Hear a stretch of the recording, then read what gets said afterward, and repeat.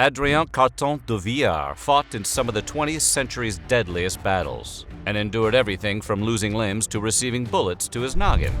That probably sounds terrifying to most rational people, but for the man they called the unkillable soldier, he actually had a pretty good time. Today, we're going to take a look at World War I's most unstoppable soldier, Adrian Carton de Wiart. But before we get started, be sure to subscribe to the Weird History channel and let us know in the comments below about what historical badasses you would like to hear more about. Now, let's meet the Terminator of World War I. Bum, bum, bum, bum, bum, bum, bum, bum, bum, bum, bum, bum, bum, bum, bum, bum.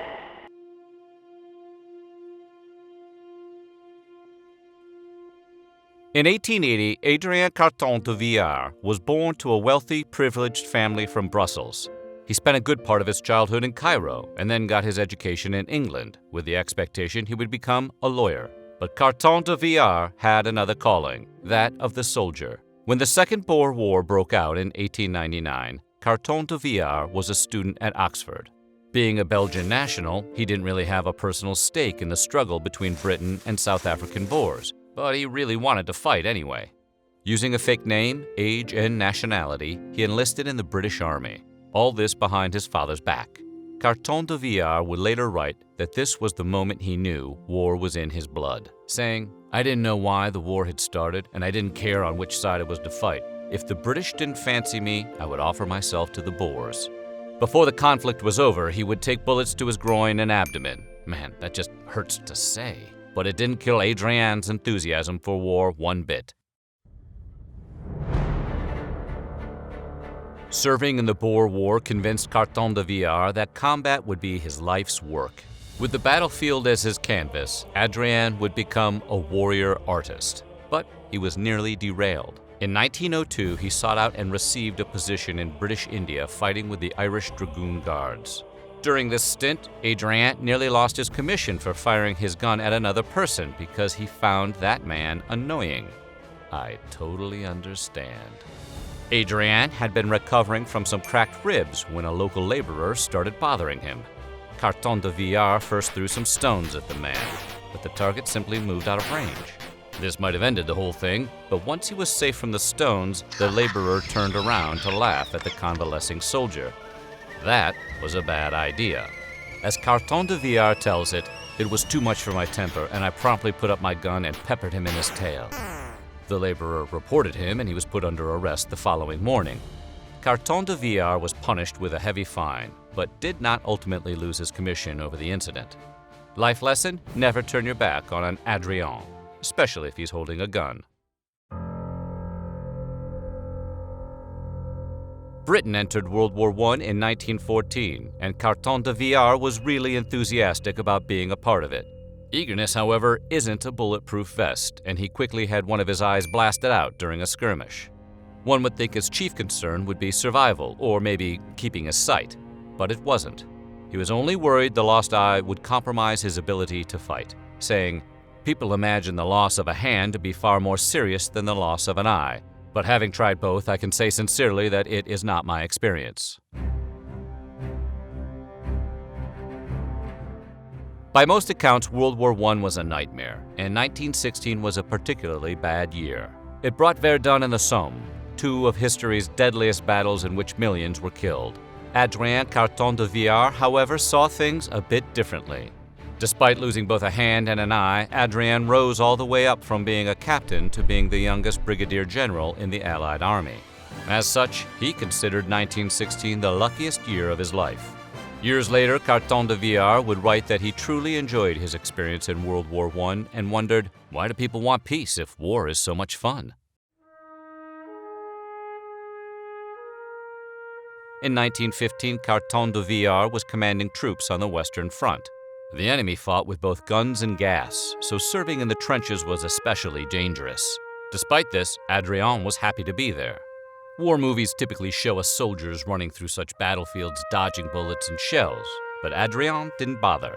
He found the gas didn't affect him, and as for the shells, he thought they were terrific, though he wished more of them were coming from his side. On one occasion, his second-in-command even scolded him for not ducking out of the way of the shells. Carton de Wiart, however, considered himself a fatalist and believed that there was no point in dodging because when your number was up, there was nothing to be done. Before he could speak, however, the two heard another shot coming. His second-in-command ducked out of the way while Adrian stood his ground. The shell hit.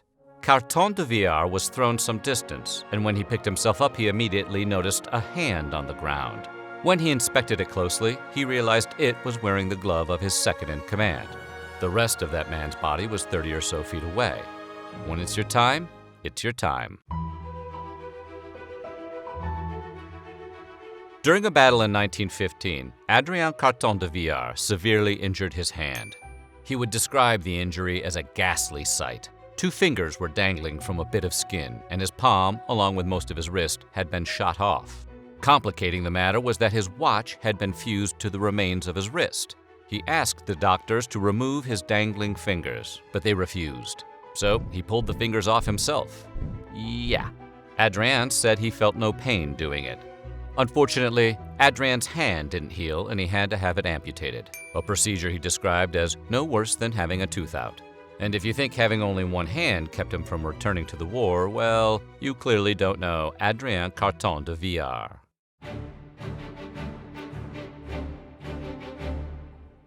During World War I, Carton de Wiart received a serious head injury and doctors ordered him to return to London to recover. As a war machine, Adrian got bored easily if he wasn't on the battlefield, and that could sometimes lead to trouble. While visiting an elite gentlemen's club called White's, he was approached by a fellow club member and offered the chance to serve as the second gun in a duel. The club member explained that he wanted to duel with another man who was paying undue attention to a lady he liked. Most of us would probably decline the chance to get shot over someone else's romantic conflict, but Carton de Wiart thought it was a perfect way to resolve matters of the heart, so he happily accepted. Adrian then went to talk to the man they intended to duel. He explained the situation and said that they were happy to fight with any weapons the man should choose.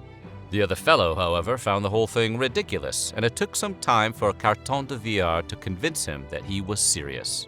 Needless to say, the man didn't want to duel and argued it would get all of its participants into trouble with the law, especially if someone was hurt or killed. Adrian, however, felt that with war on, no one would care. He suggested holding the duel in a secluded spot and then using gasoline to cremate the loser.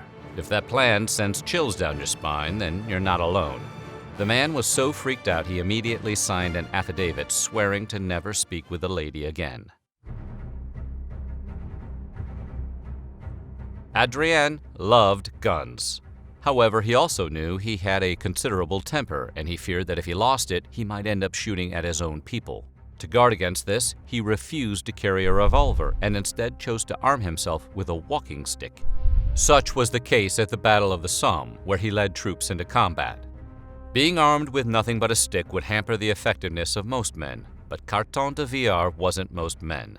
He fought with such dauntless courage he was given the highest award of the British honor system, the Victoria Cross. Carton de Wiart may have fought like an action hero at the Battle of the Somme, but he didn't escape unscathed. He actually took a round to the head.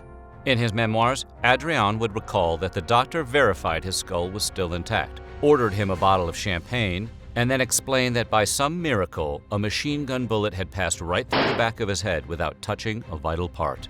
In fact, the only after effect of the wound was a tickle he would feel whenever he got a haircut. In 1918, World War I finally came to an end. Adrian, however, had long since decided he was a soldier for life and went off in search of another conflict to fight in. He found it in Poland, where the British military was aiding the Polish in their struggle against the Soviets. It was there that in 1920, Carton de Wiart was traveling on a train that was overrun by the Red Russian cavalry. Not being the kind of guy to take a thing like that lying down, Adrian snatched up a revolver and proceeded to light him up. He stood his ground and single-handedly fought off the invaders.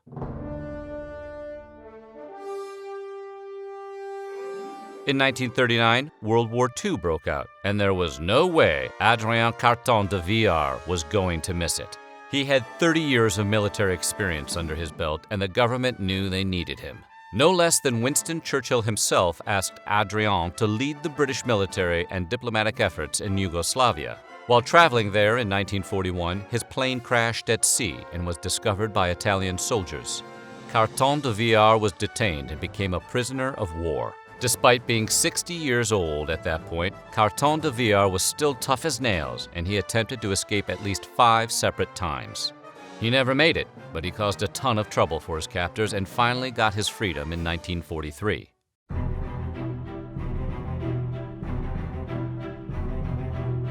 After being released from the Italian POW camp, Carton de Wiart was a hero.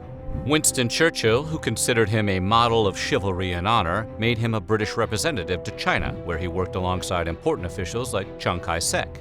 He did not, however, get along with Mao Zedong, who was at the time the leader of China's Communist Party. Carton de Wiart considered Mao a fanatic. Most diplomats would probably keep that to themselves, but Carton de Wiart was fearless. On one occasion, he even went out of his way to insult Mao by claiming that Chinese troops hadn't really contributed much towards defeating the Japanese. After leading one of the most reckless and dangerous lives imaginable, the last major injury Adrian Carton de Wiart suffered was, ironically, a pretty boring one. While visiting Rangoon, Burma, he slipped on some coconut matting and broke his back. Okay, sure, that is pretty painful, and the recovery was long and difficult, but as usual, he toughed it out. Adrian would live another 10 years, finally dying in 1963 at the age of 83. How big of a badass do you think Adrian Carton de Wiart was? Let us know in the comments below, and while you're at it, check out some of these other videos from our weird history.